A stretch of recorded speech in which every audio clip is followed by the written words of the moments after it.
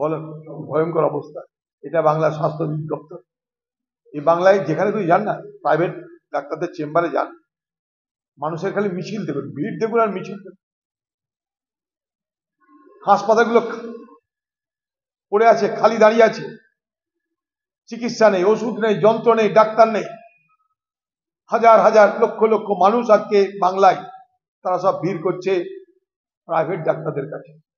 Nursing home ব্যাঙের ছাতার মতন অলিতে গলিতে গ্রামে গঞ্জে গজি উঠেছে ব্যাঙের ছাতার মতন। সেখানে কোনো কন্ট্রোল নেই, কোনো নিয়ন্ত্রণ নেই।